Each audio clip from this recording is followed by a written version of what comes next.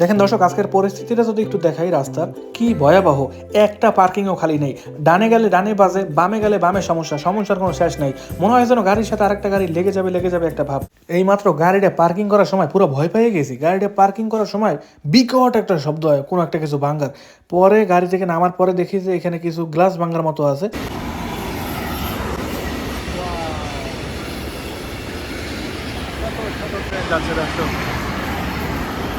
এগুলো নিয়ে খুলে তারপর যদি টপের মধ্যে দেই তাহলেই নাকি হয়ে যাবে।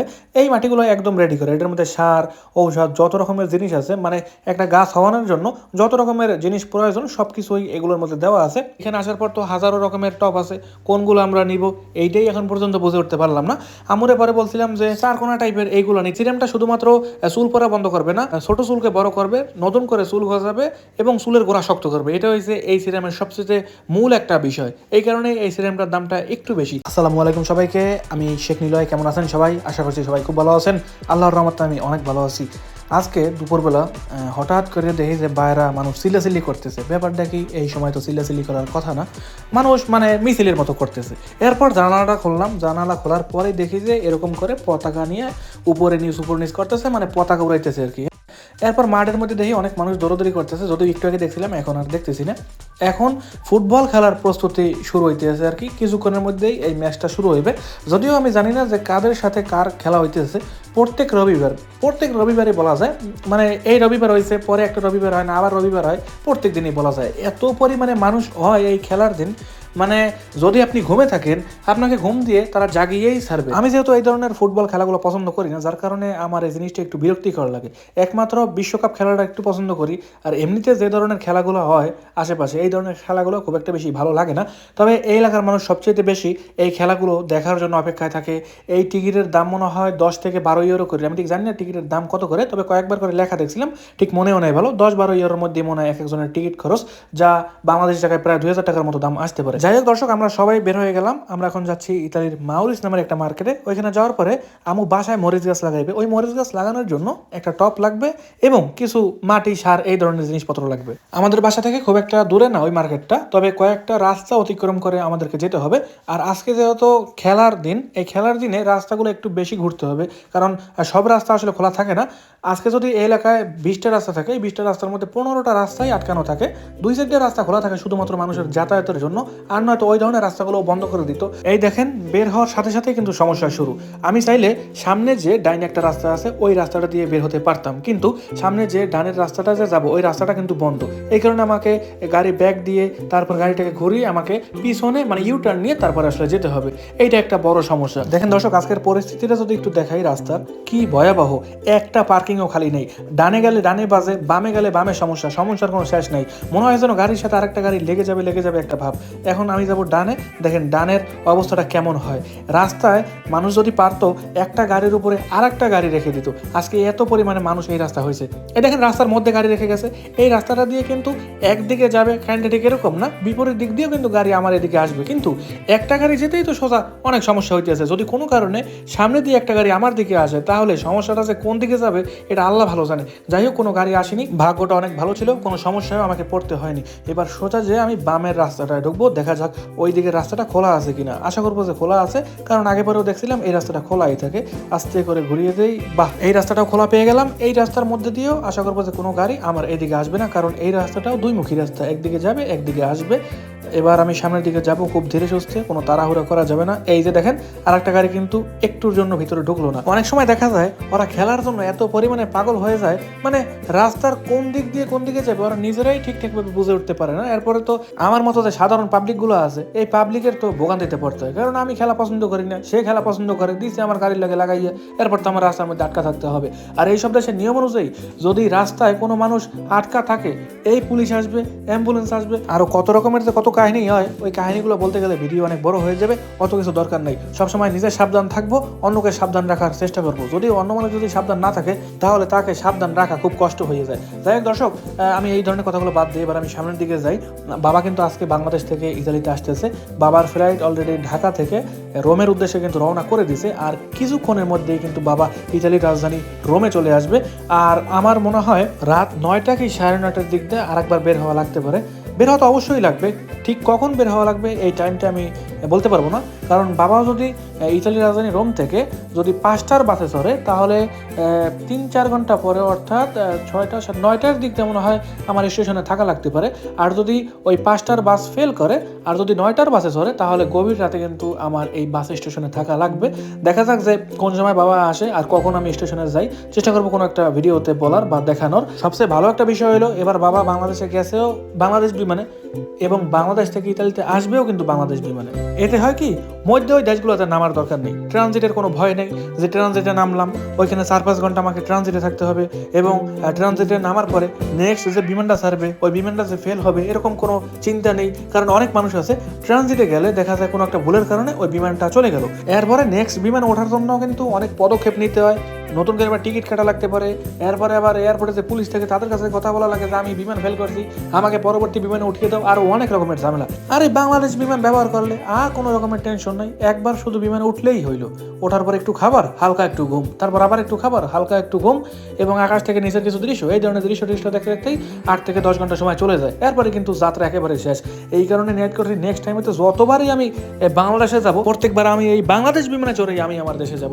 দর্শক, আমরা এখন এমন একটা সিগন্যাল অপেক্ষা করতেছি, এই সিগন্যালে একবার যদি কোনো মানুষ আটকা পড়ে 5 থেকে 7 মিনিটের মধ্যে এই সিগন্যালের বাতি আর সবুজ হয় না। কতক্ষণ আগে দেখলাম লাল বাতি পড়ছে, এখন পর্যন্ত সবুজ হয় না। জানি না যে এই সিগন্যাল কোন সময় সবুজ হবে। আমার তো মনে হয় গাড়ির তেল যা আছে এই তেল সব শেষ হইলে মনে হয় এরপর এই বাতি সবুজ হইলে হইতে পারে। হঠাৎ করে একটা বাচ্চা দেখে সাইকেল চালিয়ে যায়, ওরে ভাই তার বাবার কি পরিমাণে সাহস, এই বাচ্চাটারে মেইন রোড দিয়ে সাইকেল চালাই নিয়ে যাইতেছে। আমি এই রাস্তাগুলোর মধ্যে দিয়ে সাইকেল চালাইতে ভয় পাই, আর ওই বাচ্চাটা কি সুন্দরভাবে মেইন রোড দিয়ে মনের সুখে সাইকেল চালিয়ে চালিয়ে যাচ্ছে। এইমাত্র গাড়িটা পার্কিং করার সময় পুরো ভয় পেয়ে গেছি। গাড়িটা পার্কিং করার সময় বিকট একটা শব্দ হয়, কোনো একটা কিছু ভাঙ্গার। পরে গাড়ি থেকে নামার পরে দেখি যে এখানে কিছু গ্লাস ভাঙ্গার মতো আছে, সম্ভবত এগুলো গ্লাস না চাষ বলা হয়। এরপর গাড়ির চাকাটারে দেখলাম যে ভিতরে ঢুকে ঢুকে আছে নাকি দু একটা, পরে দেখলাম যে না একেবারে ফ্রেশ আছে। তবে যে পরিমাণে শব্দ হয়েছে আমি তো মনে করছি গাড়ির টায়ারই মনে হয় ফাটিয়ে গেছে। ভাগ্য বলো এই টায়ার ফাটে না, যদি এই টায়ার ফাটতো এই মুহূর্তে আবার ফোন দেওয়া লাগতো যারা এই গাড়ি আরেকটা গাড়ির পিছনে করে উঠাই নিয়ে গ্যারেজে নেয়, তারপর ওই গ্যারেজে ঠিক করে, মানে অনেক রকমের স্টোরি এরপরে কিন্তু তৈরি হইতো। যাক, আল্লাহ বাঁচাইছে, এইবারের মতো কোনো রকমের সমস্যা হয় না। দর্শক, ট্রেন লাইনের মধ্যে কেমন যেন একটা শব্দ হচ্ছে, মনে হইতেছে কোনো একটা ট্রেন আসতেছে, দেখা যাক কোনো কিছু আসে কিনা। খুব কাছেই মনে হয় চলে আসছে। দর্শক, বলতে বলতে কিন্তু বিশাল এক মালবাহী ট্রেন যাচ্ছে।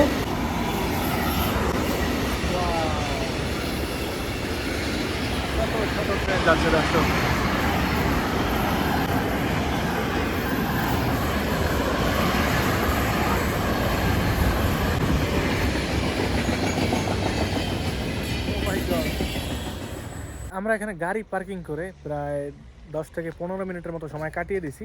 আর কত সময় এই জায়গায় থাকবো আমরা ঠিক জানি না। এখান দিয়ে কিছুক্ষণ আগে ট্রেন গেল, সেগুলো দেখলাম, মানুষজন আসে যায় সেগুলো দেখি। বাসায় আসলে অনেক গরম, বাইরের যে একটা তাপমাত্রা আছে এই তাপমাত্রাটা সবচেয়ে বেশি ভালো লাগে। এই কারণে ভাবলাম যে এইখানে কিছু সময় আমরা কাটাই, তারপরে আসলে ধীরে ধীরে মার্কেটে যাই। আর এই মার্কেটটা বন্ধ হতে হতে আরও অনেক সময় বাকি, সন্ধ্যা 7টা না জানো 7:30টার দিক দিয়ে এই মার্কেটটা বন্ধ করে, ঠিক টাইমটা মনে নাই। তো আমরা এই জায়গায় আরও কিছু সময় থাকবো, তারপরে আমরা ধীরে ধীরে মার্কেটে যাবো। দর্শক, আমার পিছনে যে গাড়িটা দেখতেছেন ক্যাম্পার গাড়িটা, এরাই আসলে ভালো। রাস্তায় খায়, রাস্তায় ঘুমায়, কোনো ট্যুরে বের হলে আরও টেনশন নাই। মার্কেট দিয়ে কিনে তারা খায়, আবার ভিতরে সমস্ত রকমের ব্যবস্থা আছে, তারা ভিতরেই সব কাজ করতে পারে। আবার এই শহরে যদি ভালো না লাগে তারা অন্য শহরে চলে যেতে পারে। এই গাড়িগুলোর দাম অনেক বেশি, যদি টাকা পয়সা ভালো থাকতো ঠিক পিছনে যে গাড়িটা দেখতেছেন ওরকম একটা গাড়ি কিনতাম, তারপরে আসলে এক দেশ থেকে অন্য দেশে আমরা ট্যুর দিতাম। দর্শক, আবারও কিন্তু এই ট্রেন যাচ্ছে, একটু আগে গেছিল এইদিকে, এখন আবার যাচ্ছে ওইদিকে।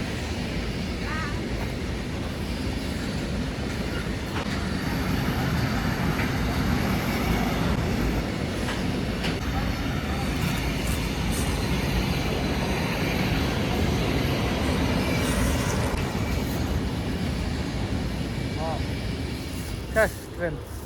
দর্শক, অনেক সময় পরে এবার আমরা মার্কেটের ভিতরে যাব। প্রায় আধা ঘন্টার মতো ছিলাম আমরা এই জায়গা। আমাদের সাথে সবাই আছে। এ হচ্ছে মাউরিস মার্কেট, একেবারে নামি দামি একটা মার্কেট, যে মার্কেটের মধ্যে পাওয়া যায় না এমন কিছুই নেই, সবই পাওয়া যায়, বাট খাবারের কিছুই পাওয়া যায় না এই মার্কেটগুলোর মধ্যে। আমরা মার্কেটে যাওয়ার জন্য কোনো রকমের ট্রলি ব্যবহার করবো না, কারণ কয়েকটা জিনিস লাগবে, এর জন্য আসলে ট্রলির কোনো প্রয়োজন হবে না। ট্রলি চাইলে আমরা ওইখান থেকে নিতে পারি, এই যে ওই জায়গায় ট্রলির ব্যবস্থা আছে। একটু আগে বলছিলাম যে টলি নিব না, কিন্তু এই মাটিগুলো বেশ ভালো ওজন আছে, এগুলো টলি ছাড়া আসলে গাড়ি পর্যন্ত নেওয়া সম্ভব না। আম্মু আসলে যেই ধরনের মাটিগুলো খুঁজতেছে বাসায় টপের মধ্যে গাছ লাগানোর জন্য, আমরা কিন্তু সেগুলো পেয়ে গেছি। এইগুলো হচ্ছে 20 লিটারের, আর একটা আছে 40 লিটারের। আমি ঠিক বুঝি না মাটি কেন লিটার হিসেবে বিক্রি হয়, ওইখানে লেখা 40 লিটার 20 লিটার, জানি না আসলে কিভাবে তারা বিক্রি করে। এই যে এইগুলো নিয়ে খুলে তারপর যদি টপের মধ্যে দেই তাহলেই নাকি হয়ে যাবে। এই মাটিগুলো একদম রেডি করে, এটার মধ্যে সার ঔষধ যত রকমের জিনিস আছে, মানে একটা গাছ হওয়ানোর জন্য যত রকমের জিনিস প্রয়োজন সবকিছুই এগুলোর মধ্যে দেওয়া আছে। আমরা এখান থেকে 40 লিটারের যে মাটিটা আছে ওইটা আমরা নিয়ে নেব। আসলে লিটার লেখা নেই, ওখানে লেখা হয়েছে 40 L 20 L 25 L এরকম করে লেখা। মাটি নিয়ে বেশি সময় হাঁটতে পারবো না, যার কারণে মাটি নেওয়ার আগে আমাদেরকে টলি নিয়ে আসতে হবে। এখানে চলেন টলিটা আগে নিয়ে আসি। অন্যান্য মার্কেটগুলোতে দেখছিলেন যে টলি নেওয়ার সময় কিন্তু ভিতরে একটা কয়েন দেওয়া লাগে, 1 ইউরো বা 2 ইউরো। এইখানেও কিন্তু এই টাকাটা দেওয়ার নিয়ম আছে, 1-2 ইউরো দিয়ে তারপর টলিটাকে ওখান থেকে সারিয়ে নিয়ে আসতে হয়। পরে আবার টলিটা যখন আমি ওইখানে রাখবো আমার 1-2 ইউরো তারা ফেরত দেবে। আমি যখনই ওইখানে টলি আনতে গেলাম দেখলাম যে একটা টলি এরকম পড়ে আছে, তারপরে ওইটারে একেবারে খুব শান্তিতে নিয়ে আসতে পারলাম। দর্শক, এবার আমি এই জায়গায় 40 লিটারের যে মাটিটা আছে, মানে 40 L লেখা, এই 40 L এই মাটিটা এই জায়গায় নিব। আসলে এইটার ওজন কতটুকু হবে আমি ঠিকভাবে জানি না, এটার উপরে আসলে লেখা নেই এটার মধ্যে কত কেজি আছে। যদিও লেখা থাকে সিপা সাপায় কোন জায়গায় আছে আমি ঠিক জানি না। হাতের অনুমানে বলা যায় যে এখানে 8 থেকে 10 কেজি বা 10-12 কেজির মতো মাটি এখানে মনে হয় আছে। আমরা আজকের মতো এই জায়গায় 1 প্যাকেট মাটি নিয়ে নিলাম, যদি এরপর প্রয়োজন হয় আমরা এই মার্কেটে আসবো এবং এখান থেকে নিয়ে যাবো। তাদের কাছে জিজ্ঞেস করলাম যে এই মাটিটা মানে কিভাবে এই জায়গাতে নিয়ে যাবো, কারণ এই মাটিটা রাখছেই মার্কেটের বাইরে। আমরা তো চাইলে এই জায়গাতে নিয়ে গাড়িতে বললেই যায়, টাকা পয়সা দেওয়ার তো কোনো প্রয়োজন হয় না। তাদের কাছে জিজ্ঞেস করলাম যে এটা নেওয়ার নিয়মটা কি, মানে এগুলোরে নিয়ে আবার কি মার্কেটের ভিতরে যেতে হবে। তারা বলছে যে হ্যাঁ, এইটারে এখন টলির মধ্যে নিয়ে মার্কেটের ভিতরে যেয়ে তারপর কাউন্টারে ওইখানে টাকা পরিশোধ করে তারপরে বের হতে হবে। দর্শক, সামনে কিন্তু গরমের দিন আসতেছে, আর গরমের দিনে বাসার সামনে যদি একটু রিল্যাক্স করতে মন চায় তাহলে কিন্তু এই ধরনের দোলনাগুলো নিতে পারেন। কি সুন্দর একটা দোলনা, আজীবন যত দোলনা দেখছি সব দোলনায় মানুষ বসে বসে তারপর দোলে, আর এই দোলনায় মানুষ শুয়ে শুয়ে তারপরে দোলবে। এটার দাম হয়েছে 150 ইউরো, বাংলাদেশি টাকায় প্রায় 20-22 হাজার টাকার মতো দাম আসতে পারে। দেখেন কি সুন্দর এই দোলনাটা, বিশেষ করে এটার যে কালার আছে কালারটা একেবারে চমৎকার। আর নিচ দিয়ে দেখেন কি সুন্দরভাবে বানানো হয়েছে, দেখলে মনে হয় যেন সিঁড়ির একেবারে পড়ে যাবে, আসলে ওটা ছিঁড়বে না, এমনভাবে বানানো হয়েছে যা মানুষ আসলে খুব আরামে ওইটার মধ্যে সময় কাটাতে পারবে। দর্শক, আমরা মার্কেটে ঢোকার সাথে সাথে এমন একটা ব্যাগ দেখলাম, ব্যাগটা খুব পছন্দ হয়ে গেল। বিশেষ করে এই ধরনের ব্যাগগুলো ভ্রমণের সময় অনেক বেশি কাজে আসে, কারণ এগুলোর মধ্যে অনেকগুলো পকেট থাকে, এক এক পকেটে এক এক জিনিস রাখা যায়। যেমন পানির বোতল থেকে শুরু করে টিভি না সরি ল্যাপটপ, ফোন, ট্যাব, এই ধরনের পাওয়ার ব্যাংক বলেন, এই ধরনের জিনিসগুলো রাখার জন্য খুব বেশি উপকারে আসে এই ব্যাগগুলো। আমি প্রথম এই জিনিসগুলো দেখে মনে করছিলাম এগুলো মনে হয় বিছানার উপরে লাসে, তারপরে ওইগুলোর উপরে মনে হয় মানুষ ঘুমায়। এরপরে ভাইবে চিন্তে দেখলাম যে না, এগুলো হচ্ছে পাপোশ, এগুলোর উপর মানুষ জোতা পরিষ্কার করে, ঘরের চিপা চাপা অলিগলিতে মানে বিভিন্ন জায়গায় রাখার জন্য এই পাপোশগুলো ব্যবহার হয়। এত সুন্দরভাবে ডিজাইন করে বানানো হয়েছে ওই জিনিসগুলোরে, দেখে আসলে বোঝা যায় না যে এগুলোর উপর মানুষ জোতা পরিষ্কার করবে। দর্শক, এই জায়গায় কিছু দেখলাম লেখা আছে ওয়েলকাম হোম, তারপরে বেনভেনুতো ইতালিয়ান ভাষায় অনেক রকমের জিনিস লেখা আছে। এরপর একটা পাপোশ দেখলাম, এইটা আবার এত পরিমাণে শক্ত আমি আসলে এটা হাত দিয়ে ধরতে পারতেছি না। যদি কোনো মানুষ জোতা অতিরিক্ত পরিমাণে ঘষে এই পাপোশের উপরে, আমি 100% করেই বলতে পারবো যে জোতার নিচে যত রং কালার যা কিছু আছে সবকিছু এই পাপোশেই রেখে দেবে। দর্শক, অনেক জিনিস দেখছি, অনেক জিনিস দেখাইছি, এত জিনিস যদি দেখাই তারপরে আমি যেই জিনিস নিতে মার্কেটে আসছি, মানে আম্মু যেটা নিতে মার্কেটে আসছে ওই জিনিসটা নিতে আবার ভুলে যাবো।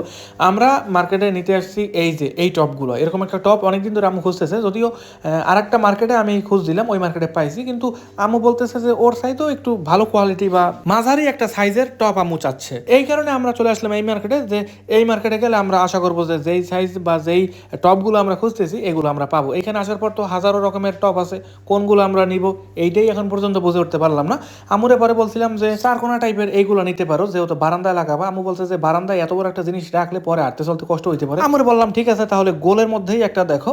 এই যে টপগুলো দেখতেছেন, এই যে কালা কালার না কালা না, এটা আসলে কি কালার বলে, যাই হোক ওই কালারটার সাইডে এই যে মাটি কালার আছে, মনে হইতেছে যে মাটি দিয়ে বানানো বা কঠিন আগুনের মধ্যে দিয়ে তারপর মাটিটারে পোড়াই তারপরে এই টপগুলোরে বানাইছে। ওই মাটি কালার ওইগুলো বেশি ভালো লাগে। দর্শক, আমাদের কিন্তু টপ কিনলেই হবে না, টপের নিচে যে পানি পড়বে বা যে জায়গায় পানি জমা হইবে ওইগুলোরও কিন্তু একটা কিনতে হইবে। ছোট একটা প্লেটের মতো আছে, ওইগুলো একটু পরে দেখাইতেছি।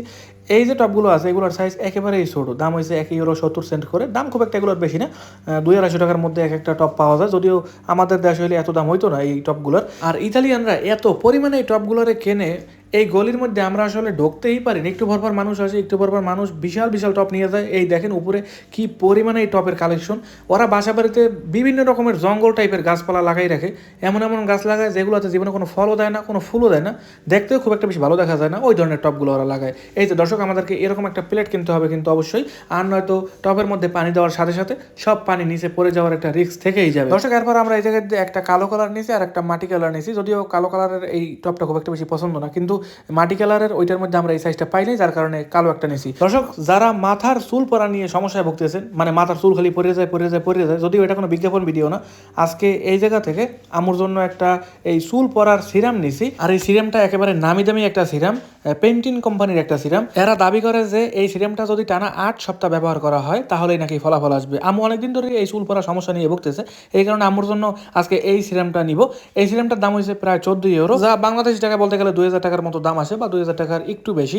এই সিরামটা শুধুমাত্র চুল পড়া বন্ধ করবে না, ছোট চুলকে বড় করবে, নতুন করে চুল গজাবে এবং চুলের গোড়া শক্ত করবে। এটা হয়েছে এই সিরামের সবচেয়ে মূল একটা বিষয়। এই কারণে এই সিরামটার দামটা একটু বেশি। আর এটা দেওয়ার নিয়ম হয়েছে চুলের গোড়ায়, যদি কোনো কারণে চুলের উপরে দেওয়া হয় তাহলে কিন্তু ফলাফল কোনোভাবেই পাওয়া যাবে না।